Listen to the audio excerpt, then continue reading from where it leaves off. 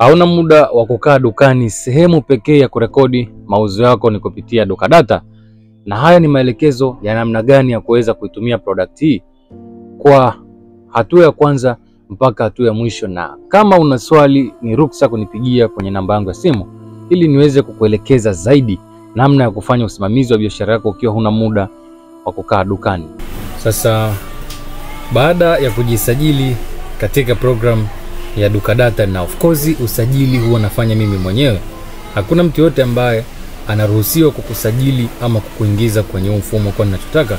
Ni uthibitisho wa wale wateja ambao wamefanya biashara kupitia City Spare Parts, na of course baada ya kujisajili tu utanipa email yako na ndipo nitakuwa na uwezo wa kukuingiza email pamoja na password.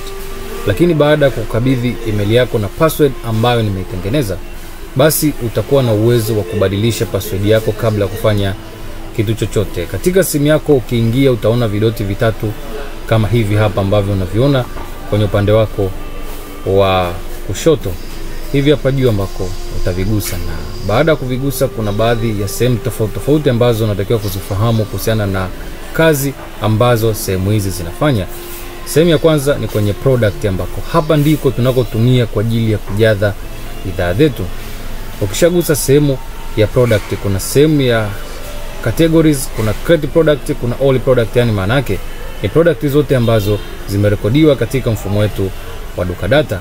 Kujaza product yako utagusa hapa sehemu ambapo wamekuandikia create product, yani tengeneza bidhaa. Na ukishagusa create product atakupa sehemu tofauti za kujaza, ambako mfano hapa mimi naandika break shoe. Hii ni product yangu namba 1, ambako utaandika hapo break shoe, na baada kuandika hapo utaenda kwenye upande wa kodi, utaandika 01 kama ndo bidhaa yako namba 1. Lakini hapa chini kuna sehemu amekuandikia select category, ambako ukigusa kwenye select category utachagua random, yani nimeweka hivyo category maalum kwa ajili ya kuchanganya bidhaa, kwa sababu spare parts huwa haina categories maalum.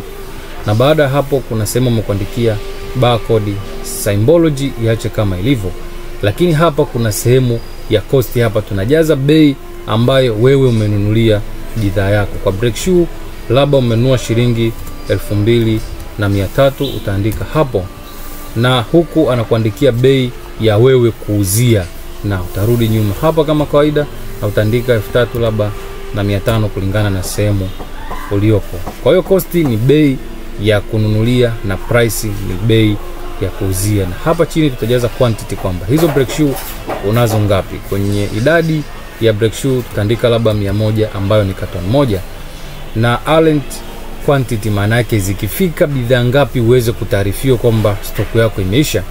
Labda hapa mimi nataka zikifika break shoe 20 utapokea notification kwamba zimeisha. Lakini hapa chini kuna sehemu amekuandikia unit, maana yake hapa ni piece.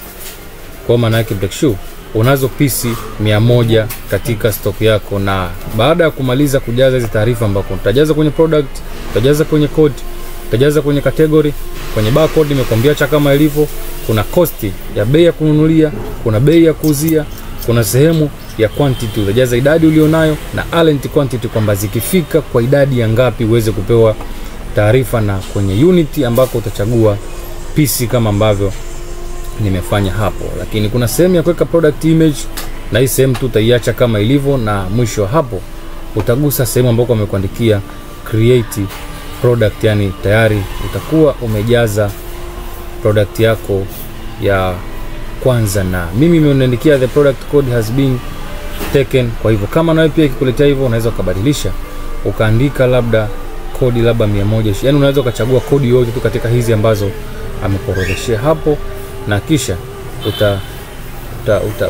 utagusa product yako hapo kwenye create product. Kwa hiyo hapa kuna sehemu kwa sababu imerudia tena, kuna sehemu ya price kwa product unit, hapo utaweka tena, alafu utarudia. Kila ukisave huwa inaanza upya, kwa hiyo utafanya hivyo.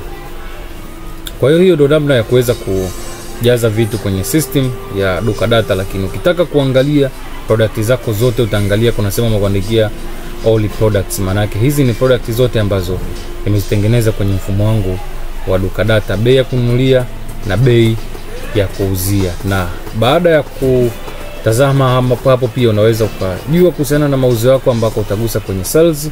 Hapa utajua kwamba ni mauzo kiasi gani ambayo yamefanyika, na hapa itakuonyesha kabisa kwamba ni mauzo kiasi gani ambayo yamefanyika. Lakini ukishuka mpaka chini kuna sehemu ya ripoti ambapo hapa utakuwa na uwezo wa kujua profit and loss, yani faida pamoja na hasara ambayo utakuwa umeipata kwenye bidhaa zako. Hapa inaonekana mauzo yaliyofanyika ni 833,000 na hapo ilikuwa ni ndani ya siku 7.